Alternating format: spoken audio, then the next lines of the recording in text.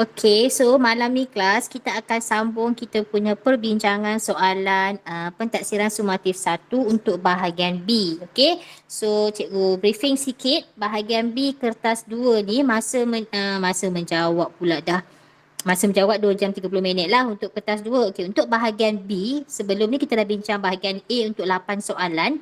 Bahagian B ni dia ada 2 soalan. Okey, dia ada 2 soalan iaitu soalan nombor 9 dan soalan nombor 10. Tetapi kamu hanya perlu jawab satu soalan sahaja. Okey, kamu perlu jawab satu soalan. Seronok kan dengar satu soalan. Tapi satu soalan tu dia nilai dia 20 markah tau. Jadi kalau kamu tak boleh nak jawab bahagian B ni, sangatlah saya risau. Sebab markah 20 tu dia akan menyumbang sama ada kamu boleh dapat A ataupun kamu gagal ataupun tak. Tapi kalau kamu boleh jawab bahagian B ni dengan baik, insya-Allah kamu boleh dapat A untuk kimia. Right? Okay, so andai katalah kamu dah jawab bahagian A tu, 8 soalan dah siap, okay, and then kamu dah jawab bahagian B, satu soalan dah siap. Kemudian kamu dah jawab bahagian C, satu soalan pun dah siap. So, kamu ada lagi lebih masa. Okay, and then masa yang lebih tu, kamu jangan tidur. Okay, kamu jangan tidur, kamu semak balik soalan, and then kamu jawab lagi satu soalan yang kamu tak jawab dekat bahagian B tu. Okay, tak salah pun kamu jawab dua-dua soalan. Kalaulah kamu jawab dua-dua soalan, andai kata pemeriksa tu tengok, dia akan tanda dua-dua. Okay, dia akan tanda dua-dua dan dia akan pilih markah yang paling banyak. Okay, markah yang paling tinggi lah antara dua soalan tersebut. Okay, tapi sekarang sistem kita penandaan secara online ni memang sistem dia akan automatik ambil markah yang tinggi. Okay, so kalau kita lihat soalan nombor 9, boleh tak someone bacakan soalan? Okay, Dania boleh bacakan soalan, Dania? Boleh. Okay, bacakan soalan, Dania. Rajah 9 menunjukkan susunan elektron bagi sebatian yang terbentuk daripada tindak balas di antara unsur Y dan unsur Z. Huruf-huruf ini bukan simbol sebenar unsur-unsur tersebut. Okay, thank you. So kalau kita tengok soalan nombor 9 ni, awal-awal dia dah cerita tentang sebatian yang terbentuk daripada tindak balas antara unsur Y dan unsur Z. So kita tahu tajuk ini berkaitan dengan ikatan kimia, iaitu bidang pembelajaran yang kelima. Tahun lepas kita belajar. Okey, jadi dia bagi dekat sini rajah susunan elektron untuk ion Y dan ion Z. Kenapa saya kata ion Y dan ion Z? Sebab ada simbol tambah dan tolak dekat sini. Okey, jadi kita tahulah itu adalah ion. Okey, so saya nak tulis susunan elektron untuk ion Y dahulu. So Y plus Okey, jadi apa susunan elektron untuk ion Y ni kelas? Ada sesiapa tahu tak? 2.8.8. Okey, 288. Okey. Manakala susunan elektron untuk ion Z adalah 288. Samalah kan? Sama, kita nampak Y dengan Z tu dia dah stabil. Okey, sekarang cikgu nak kamu keluarkan ataupun carikan susunan elektron untuk atom Y. Okey, untuk atom Y. So kalaulah ion Y 288, kamu rasa susunan elektron untuk atom Y berapa? Siapa tahu? 287. 287. Betul ke 287? Dia derma ke dia terima? Dia derma. Dia derma. Kalaulah 287, dia derma satu elektron, mesti jadi 286, betul tak? So, sebenarnya dia adalah 281. Okay? Good Alice, good trying. Tak apa, salah tu perkara biasa kan? Nama pun belajar. Okay, jadi sebenarnya susunan elektron untuk atom Y adalah 2881. Kenapa 2881? Sebab nanti dia akan derma satu elektron ini. Itu yang dia membentuk ion Y positif. Okay? Alright. Manakala susunan elektron untuk atom Z? Apa susunan elektron untuk atom Z? 287 kan cikgu. 287. Okay, kenapa 287? Sebab kita tahu ion Z ni adalah ion negatif. Jadi kalau ion negatif dia akan menerima sebab dia curi elektron kan. Ingat kita cerita hari tu kenapa Y tu positif sebab dia baik hati, dia derma. That's why dia dapat positif. Negatif sebab dia jahat, dia curi. So dia terima daripada luar satu elektron. That's why dia jadi 8. Okay. So kita lihat dekat sini soalan 9A. Okay, soalan 9A kata berdasarkan rajah 9, tuliskan susunan elektron bagi atom Z. So itu adalah soalan pertama. Okay, nampak dekat situ ada soalan pertama dia minta. Yang kedua, dia kata terangkan kedudukan unsur Z dalam jadual berkala unsur. Okey. So, markah dia berapa? Markah dia 5. Okey, ni cikgu lebih kepada nak terang cara teknik kamu menjawab sekali lah. Okey. Okey. So, kita tengok. Kalau dia kata tulis susunan elektron, of course lah yang ini satu markah je. Okey, dekat sini mesti satu markah. Okey. Terangkan kedudukan. Kalau terang ni markah dia mesti 2 dan ke atas. Okey. Okey. Terangkan kedudukan unsur Z dalam jadual berkala unsur. So, dalam jadual berkala unsur, dia ada 2 kedudukan. Betul tak? The first one is, apa? Yang pertama apa? Kumpulan. Okay, yang jalur menegak itu adalah kumpulan. Kumpulan 1, kumpulan 2, kumpulan 3, kumpulan peralihan, and then kumpulan 14, 15 sampailah kumpulan 18. Manakala lagi satu apa kedudukan dia? Kala. Yes, pandai. Kala. Alright. So, di kala berapa? Kala 1 ke? Kala 2 ke? Kala 3 ke? Yang melintang susunan melintang dalam jadual berkala unsur. Jadi, disebabkan dia ada kumpulan dengan kala, jadi kita tahu untuk penerangan bagi kumpulan ni mesti 2 markah. Manakala penerangan untuk kala 2 markah. Okey. Jadi itu yang dia boleh dapat 5 markah. Jadi saya sangat suka murid saya jawab dalam bentuk point. Okey, dalam bentuk point. Tak salah nak buat dalam bentuk ayat. Okey, tak salah. Cuma dia macam ni. Kalau kamu tulis dalam bentuk point, kamu akan nampak benda tu dengan lebih tersusun. Okey, berapa penerangan kamu bagi. Kalau dalam bentuk ayat, kadang-kadang kamu suka merapu-rapu tulis ayat tu. Tapi kalau dalam bentuk point pun, kamu kena tulis dalam ayat yang lengkap lah. Okey? Janganlah tulis perkataan satu wording tu mesti duduk dalam a complete sentence. Okey, so kita lihat point yang pertama, kita jawab dulu soalan yang first ni iaitu susunan elektron bagi atom Z.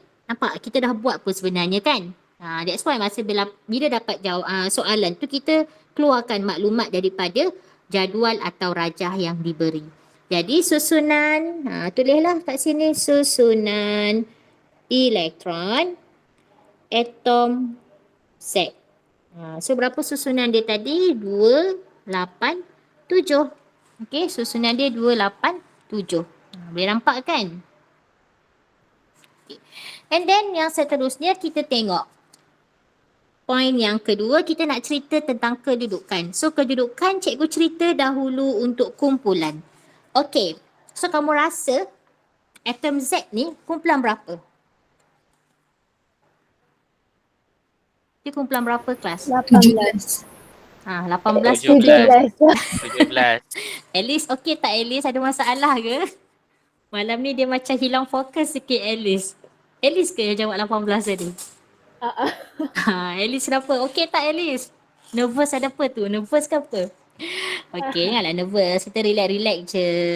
Okey, janganlah risau sangat. Okey, kita buat santai-santai je kelas. Okey, so 17 kan? Kenapa awak kata dia duduk dalam kumpulan 17? Macam mana awak tahu dia kumpulan 17? Tengok electrovalence dia.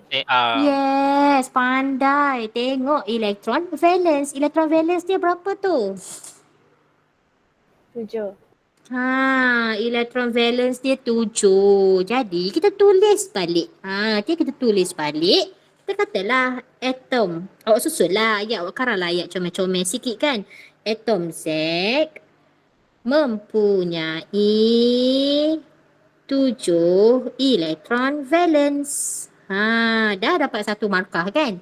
And then yang kedua, atom Z ataupun unsur Z berada dalam kumpulan 17. Boleh? Sudah dapat 2 markah dah dekat situ untuk penerangan kedudukan. So kita terang lagi pula penerangan kedudukan yang kedua iaitu color dia. Okey. So kamu rasa 287 dia duduk dekat color yang keberapa? 3. Kalau 3. Dia duduk dekat color 3. Macam mana awak tahu dia duduk dekat color ketiga? Bilangan tu. Bilangan apa? Elektron valence. Petala. Masalah. Bilangan petala yang mempunyai elektron valence. Betul, kamu dah tahu dah. Kamu tukar dalam bentuk ayat. So kamu tulislah atom Z mempunyai 3 petala berisi elektron. Mesti tulis tau. 3 petala berisi elektron. Mesti tulis. And then, jadi atom Z berada dalam skala 3. Dah dapat 5 markah. Senang je kan sebenarnya, betul tak? Ya cikgu, tapi tak tahulah kenapa. Sebenarnya sangat senang. Cikgu rasa soalan ni pun masa cikgu ajar tahun lepas pun cikgu terang macam mana nak jawab. Kamu penting kan? Kamu kena ingat yang ni, 7 elektron valence. Dalam kimia ni, istilah dia tu berulang-ulang-ulang. So kalau 7 elektron valence, kumpulan 17. Ayat tu kamu reka-reka lah. Tapi poin yang penting yang cikgu highlight tu. 3 petala berisi elektron. Mesti sebut petala berisi elektron. Mesti sebut elektron valence. So dia duduk dalam skala 3. Sebenarnya kamu kurang latihan. Kalau kamu selalu buat latihan, insyaAllah boleh. Biasa kalau calon SPM ni cikgu tak risau. Bila dia faham konsep, cikgu tak risau dah. Sebab last finishing tu kita latih to be dengan latihan je. Teknik menjawab kamu. Ada yang nak salin ke? Dah. So kita proceed ke soalan B1. Kalau ada soalan nak tanya, tanya je tau. Jangan nak simpan-simpan soalan tu. So soalan B1 dia kata jadual 7 menunjukkan nombor-nombor proton. Nombor proton bagi 3 unsur P, Q dan R. Jadi huruf ni bukan simbol sebenar. Biasanya memang huruf-huruf dalam soalan ni bukan unsur sebenar lah. Alright, so dia kata kat sini nombor proton P 11, nombor proton Q 17, nombor proton R 6. Jadi first bila dapat macam ni kan, first cikgu memang suka buat susunan elektron. So disebabkan nombor proton, so kita tahu unsur ini mestilah atom lah sebab tak ada dia tulis ion charge kan. So cikgu anggap dia adalah atom. Jadi bila dia atom, nombor proton itu adalah sama dengan bilangan proton sama dengan bilangan elektron. Alright, so kita boleh buat dia punya susunan elektron. Apa susunan elektron untuk P? Siapa tahu? 2.8.1. Yes, 2.8.1. Q? 2.8.7. 2.8.7 dan R? 2.4. 2.4. So kita tengok. Okay, soalan lagi. Dia kata, merujuk kepada maklumat dalam jadual 7, pilih 2 unsur. Okay, pilih 2 unsur yang membentuk sebatian yang boleh mengkonduksikan arus elektrik dalam keadaan leburan atau larutan aqueous.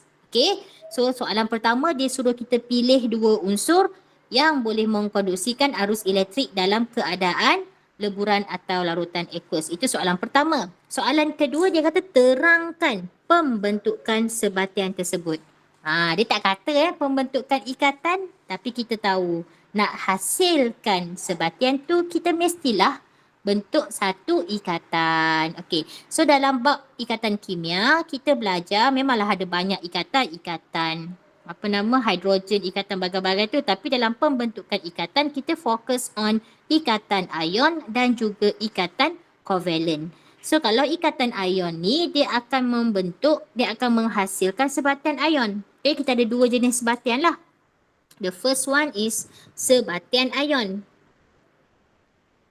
Okay, sebatian ion ni dia terhasil daripada ikatan ion lah kan. Okay, so yang lagi satu adalah sebatian kovalent, iaitu molekul molekul tu adalah sebatian kovalent. So sebatian kovalent ini dia terhasil daripada ikatan kovalent. Okey, so cikgu nak tanya, kamu ingat lagi tak antara sebatian ion dengan sebatian kovalent yang mana boleh mengkonduksikan arus elektrik dalam keadaan leburan atau larutan aqueous? Yang mana satu? Sebatian ion. Yes, pandai. Bagus, ingat lagi. Okey. So sebatian ion yang boleh mengkonduksikan arus elektrik dalam keadaan leburan atau larutan aqueous. Okey. So, dalam nak membentuk sebatian ion ataupun kita nak hasilkan ikatan kimia,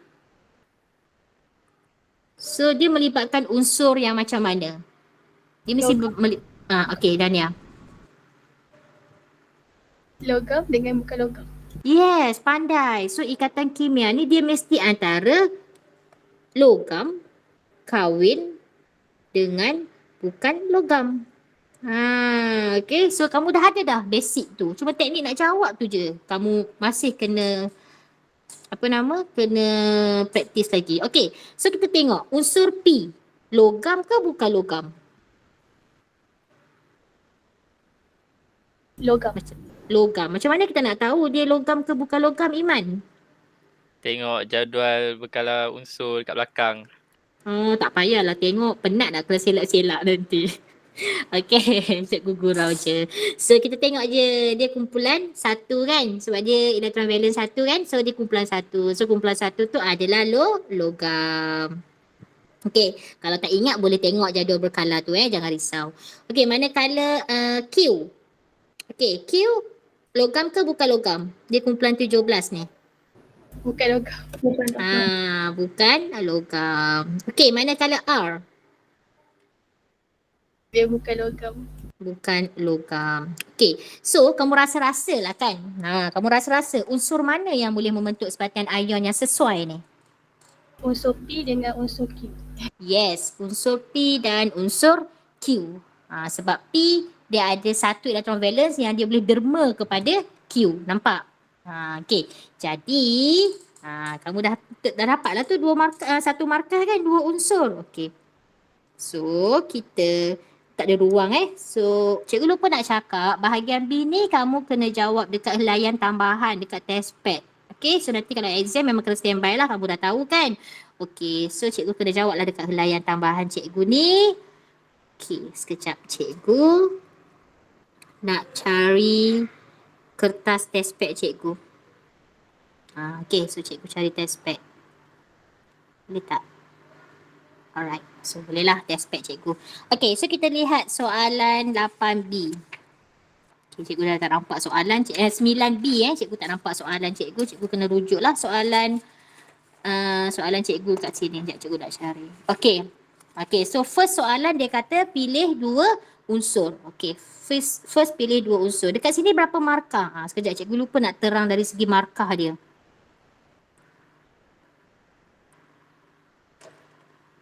Okay, so kalau kita tengok dia 8 markah So pilih dua unsur ini adalah satu markah. Okey, pilih dua unsur itu adalah satu markah. Manakala terang pembentukan sebatian itu adalah 7 markah. Kenapa penting kamu nak tahu markah ni? Sebab senang kamu nak estimate berapa penerangan kamu nak bagi. Itu skill menjawab lah. Skill ataupun teknik menjawab. Alright, so kita cuba buat. Macam biasa, cikgu memang akan suka buat dalam bentuk point. Jadi ini adalah soalan. Okay, soalan 9B1 Okay, so point yang pertama. So dua unsur tadi, unsur kamu jawab je lah. Unsur P dan Q. Okay, unsur P dan Q. Boleh nampak ke tulisan saya kecil sangat ke? Jelas. Jelas, alright. Okay. So point yang kedua dalam. Tengok balik nota ke modul dalam menerangkan pembentukan ikatan ion. Okay, cikgu tulis kat sini ikatan ion atau sebatian ion. Kamu tulis je, tak apa. Kod-kod yang kamu tulis tu ada markah. Okay, tulis je. So ikatan ion atau sebatian ion. So dalam ikatan ion, first thing kita kena mula daripada susunan elektron unsur-unsur yang terlibat. So cikgu nak start dengan unsur P Okay, cikgu akan start dengan unsur P. Tak kisah pun nak start dengan unsur Q pun boleh. Tapi cikgu nak mula dengan P kan. So cikgu mula dengan P dulu. So apa susunan elektron P tadi tu?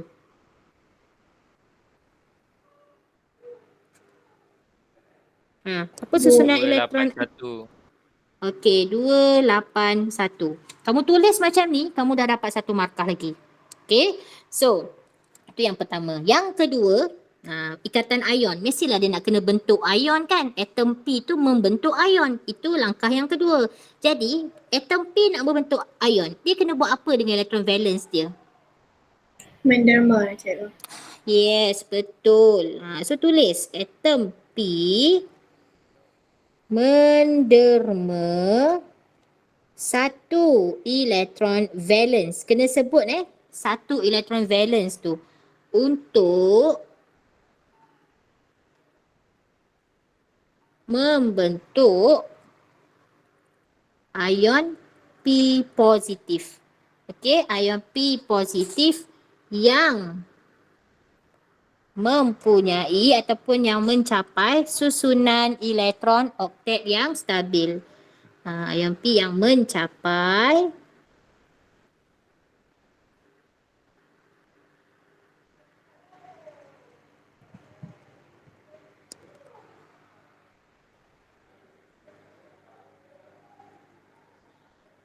cikgu buat short form je kat situ tu. Okay. So atom P ni dia akan derma satu elektron valence untuk membentuk ion P positif yang mencapai susunan elektron oktet yang stabil. Okay, cikgu betulkan sikit ayat tu. Dan mencapai. Biasa kita tulis, kalau tak okey kita padam lah. Okay.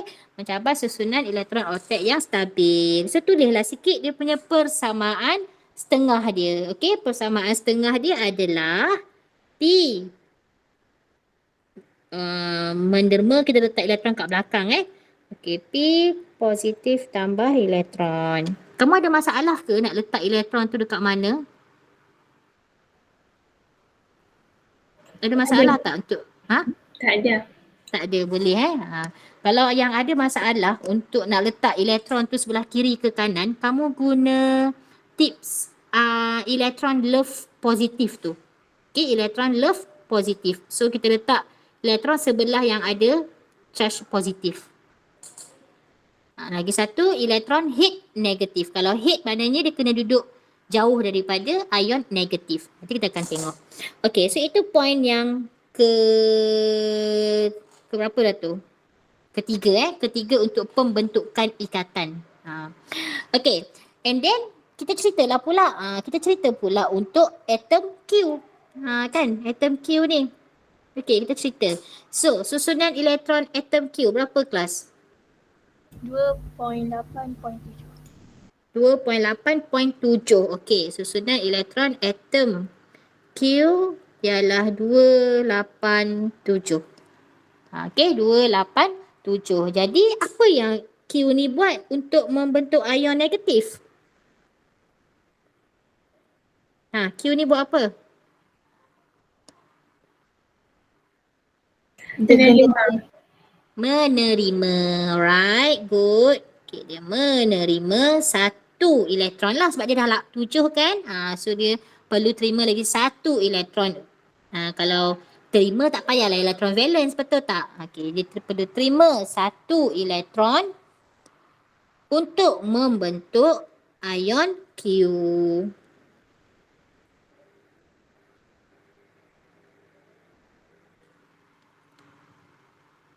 Okay, ion Q positif negatif dan mencapai susunan elektron oktet yang stabil. Okay, alright. And then, tulislah dia punya persamaan setengah. Ingat persamaan setengah tu ada markah. Okay, apa persamaan setengah dia? Apa persamaan setengah dia? Q tambah elektron menghasilkan Q negatif. Okay, ingat elektron hit negatif. Jadi tak boleh duduk kat sebelah sini. Tak boleh. Tak boleh, salah ni. Elektron tak suka dekat negatif. Dia duduk kat belakang. Kat belakang pula dah. Dekat sebelah kiri Okay.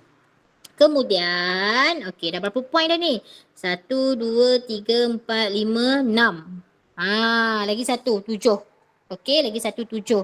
Okey, jadi kita katakan apa yang tertarik dekat ion P dengan Q ni? Daya tarikan elektrostatik. Ya, betul. Okey. Ion P positif dan ion Q negatif akan tertarik oleh daya. Cepat tengok bawah. Daya tarikan elektrostatik yang kuat. Okey, dan yang kuat dan membentuk apa? Ikatan ion lah. Okey, membentuk ikatan ion atau sebatian ion PQ. Kita kena tulis dia punya formula kimia. Boleh tak?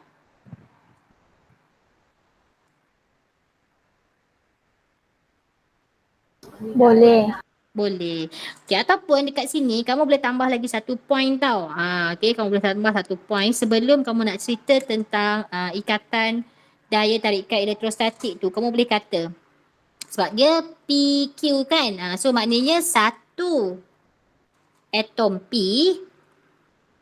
Okey, satu atom P ni dia akan menderma 1 elektron valence kepada 1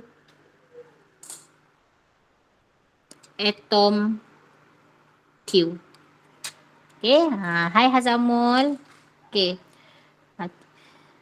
Ya, Hazamul, kita tengah bincang soalan pendasaran sumatif 9B1 sekarang. Cikgu dah tengah bincang dia punya pembentukan ikatan ion. Okey. So tadi sebelum poin yang terakhir tu, okey, sebelum poin yang terakhir ni kita boleh tambah lagi 1 lah. 1 atom P menderma 1 elektron valence kepada 1 atom Q. Saya tercicir yang ini sebab tadi saya kira poin dah cukup 7 kan. So kalau kamu tulis yang ini, so kamu dah ada berapa markah ni? 1, 2, 3, 4, 5, 6, 7, 8. Tambah lagi 1 ni 9. 9 markah kamu dah boleh dapat. Tapi tetap dikira maksimum 8 markah. Boleh kelas? Boleh. So kita jawab tu kan biarlah lebih penerangan kita tu. Okay, biarlah lebih, tak apa kalau salah. Sebab dalam ini dia tak ada jawapan yang salah tu membatalkan jawapan yang betul, tak ada sebab dia essay. So tak apa, tak ada masalah. Jawab je lebih daripada poin yang sepatutnya. Okay? Alright. So senang aja kan? Senang ke susah kamu rasa kimia ni nak jawab? Senang Senang. sangat tapi itulah. Tapi Uh, okey, tak apa. tahu-tahu Nanti je bila lah. kita buat latihan banyak-banyak nanti, insyaAllah kamu boleh lagi mudah lah kamu nak jawab. Jangan risau, kita buat sama-sama. Okey, so soalan 9B2. Okey, so soalan 9B2 ni, cikgu rasa boleh katakan 99% kot yang tak dapat jawab. Okey, so dalam soalan 9B2 ni dia kata, sebatian yang terbentuk dalam 9B1 tadi ni, which is sebatian ion lah kan tadi, sebatian ion PQ tadi. Dia tidak boleh mengkonduksi elektrik dalam keadaan pepejal tetapi boleh mengkonduksi elektrik dalam larutan aqueous. Ini yang ramai murid tak dapat jawab sebab dia suruh huraikan satu eksperimen untuk membuktikan pernyataan ini, dan dalam huraian itu perlu ada prosedur dan pemerhatian. So, bila dia dah mention dia nak prosedur dengan pemerhatian, awak jangan susah hati duk fikir nak tulis bahan apa nak pakai, tujuan pun boleh ubah, semua tu tak payah. Mungkin kamu boleh tulis dekat kertas soalan tapi dekat ruangan jawapan tu tak perlu nak tulis sebab dia tak ada minta pun. Cuma kamu boleh kamu boleh tulis dekat kertas soalan untuk bantu kamu dekat prosedur. Okay, so dia 7 markah kan. So 7 markah ni kita nak buat macam mana? 7 markah ni biasanya pemerhatian ni 1 atau 2 markah. So cikgu letaklah 2 markah dekat sini pemerhatian ni tak banyak pun. Cikgu anggap dia 2 markah lah pemerhatian. Okey, prosedur mesti 5 markah. Sebab total dah 7. Okey, so ni eksperimen mana? Okey, eksperimen ini dia tak ada dalam buku teks kita. Okey, dia tak ada dalam buku teks. Tetapi eksperimen ini dia macam ala-ala dia tak ada dalam buku teks tapi kita boleh kita boleh gambarkan lah. Kita boleh gambarkan. So dia punya susunan, cikgu lukis sikit susunan radas dia tu. Susunan radas dia tu macam ni. Ya. Dia macam kita buat elektrolisis tapi tak ada kita nak panaskan lah. Okay, elektrolisis pepejal. Okay. So contoh cikgu ambil satu bika. Nak pen biru. Okay, cikgu ambil satu bika ni. Okay. So dalam bika ni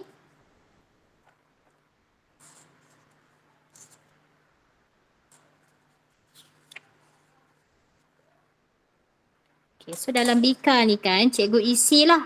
Dia ada 2 lah. Kiranya dia ada 2. The first kita isi serbuk. Okay, the first ni kita isi serbuk PQ. Okay, kita isi serbuk PQ. Kemudian kita mesti ada 2 elektrod karbon. Okay, kita ada 2 elektrod karbon ni. Kemudian ada wire penyambung. Okay, ada wire penyambung. Satu kita letak dekat Swiss. Okay, satu kita letak dekat Swiss. Swiss tu biasa kita guna simbol je. Tak payahlah nak lukis Swiss atau bateri lah. Okay. Tapi kat sini cikgu guna bateri je lah. Saya tak comel pula. Okay, cikgu buat macam biasa je wire dia. Okay. Cikgu guna bateri je. Okay. And then yang lagi satu tu kita letak mentol. Buruk sikit cikgu punya lukis. Tapi macam ni lah dia punya gambar rajah dia. Cikgu nak lukis comel-comel sikit.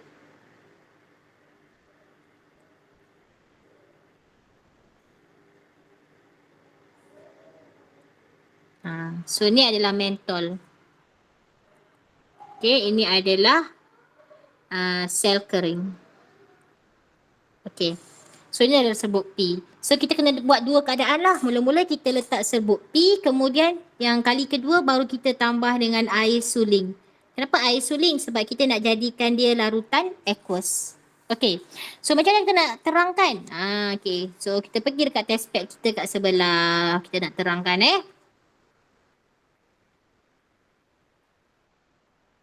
Okay. Right.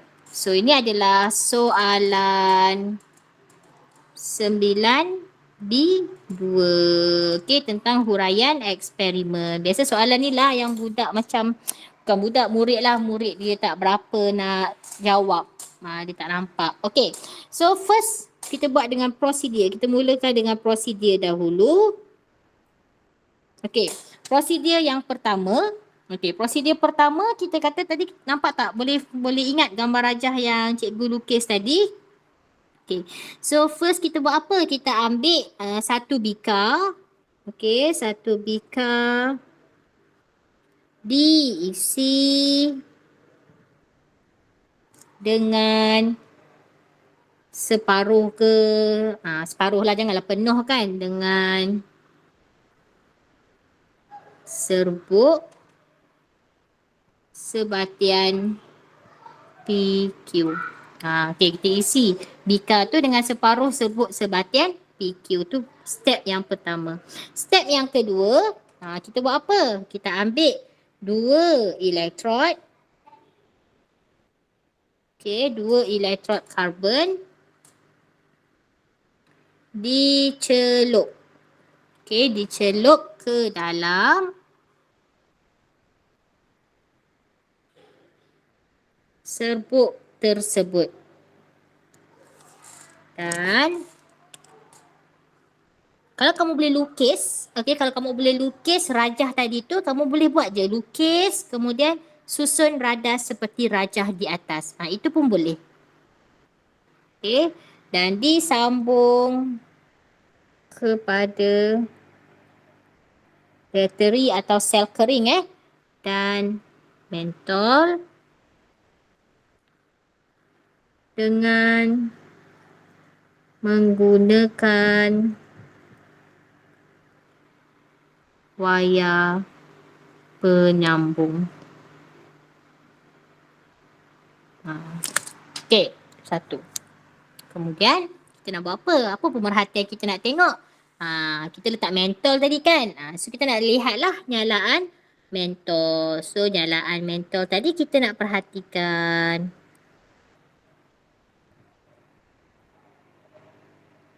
Okey, yang ketiga nyalaan mentol diperhatikan. Alright. So, itu set yang pertama. Sebab dia dalam dua keadaan. Satu pepejal, satu larutan aqueous. So, yang first ni kita buat larutan aqueous. Okey. Kemudian, langkah yang keempat, kita kena tambah air suling So, air suling ditambah ke dalam bikar dan campuran dikacau sehingga semua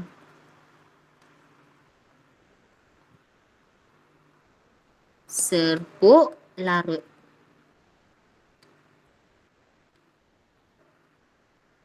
Okey, kita kacau sehingga semua serbuk larut. Kemudian kita perhatikan nyalaan sekali lagi. So nyalaan mentol diperhatikan sekali lagi. Okey, boleh ke? Cikgu nak tanya, untuk bikar tu kita tak perlu spesifikkan dia macam berapa sentimeter padu ke? Tak payah, tak payah.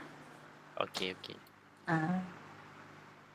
Kalau kamu nak letak pun boleh. Satu bikar 250 ml. Tapi kalau kamu duk rasa macam 250 ke 100. Tu tak payahlah letak. Okey? Sebab bikar tu fungsi dia kita cuma nak isi ataupun nak letak serbuk sebatian PQ tu je. Kalau tak ingat serbuk nak letak pepejal, boleh tak? Boleh. Okey, apa-apalah yang menunjukkan dia memang dalam keadaan pepejal. Okey. So itu adalah prosedur. And then 5 markah. Betul tak 5 markah? So 1, 2, 3, 4, 5. Okey, so dapatlah 5 markah dekat situ kan. Okey, kemudian yang kedua, pemerhatian. Okey. So biasanya pemerhatian ni kalau kamu ingat, kita buat eksperimen, cikgu sebenarnya kesian kat kamu sebab kita jarang kan buat eksperimen, tu yang macam tak berapa nak seronok sikit belajar online ni.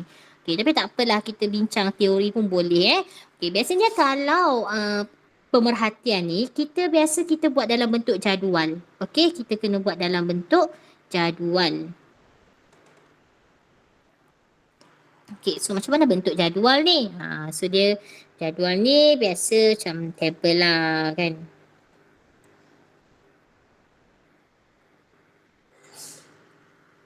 Okay, kita buat macam tu. So kita tahu tadi dia ada dua keadaan. Dia ada dua keadaan iaitu keadaan leburan, keadaan larutan aqueous dan juga pepejal kan. So cikgu buat dua kolom. Okay, so yang ada 3 lah. Okay, 3 kolom. Okay, so yang atas tu, okay, yang kolom pertama ni cikgu nak letak keadaan. Okay, cikgu nak letak keadaan fizik.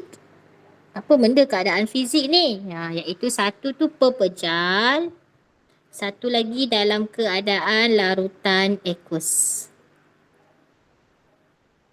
Kalau kamu nak letak keadaan serbuk P, keadaan sebatian PQ pun boleh. Okay, keadaan sebatian PQ pun boleh. Okay. Kemudian kolom yang kedua, cikgu tulis pemerhatian. Okay, cikgu tulis pemerhatian. So, dalam keadaan pepejal, kamu rasa dia menyala tak mentol tadi tu? Tak. Tak. Tak. So, kita tulislah mentol tidak menyala. Okay. Okay, manakala dalam larutan aqueous, mentol menyala. Okay, boleh tak? So, dekat sini 1 markah, 1 markah. So, dapatlah total 7 markah. Tak apa, untuk soalan huraian eksperimen ni nanti kita akan cuba dari masa ke semasa lah. Okay, jangan risau. Okay, so kita dah habis sebenarnya bincang untuk soalan nombor 8. Okay, kita dah habis bincang soalan nombor 8 pula dah, maaf. Soalan nombor 9. Okay, iaitu tentang ikatan kimia. Kalau kita tengok soalan nombor 10 tu, dia tentang faktor pula. Dia tentang bidang pembelajaran yang ke-7 tu apa? Kadar tindak balas. Okay, so soalan nombor 10 kita akan sambung pada minggu hadapan kita sambung minggu hadapan lah sebab ada lagi 15 minit je before pukul 10. So cukuplah kita bincang satu soalan untuk malam ini. Okay, ada yang nak tengok lagi ke? Ataupun sekejap lagi lepas kelas cikgu akan snap ataupun screenshot untuk cikgu hantar dekat dalam kelas lah supaya kawan-kawan kita yang tak dapat hadir kelas malam ni dia boleh sama-sama belajar dekat rumah.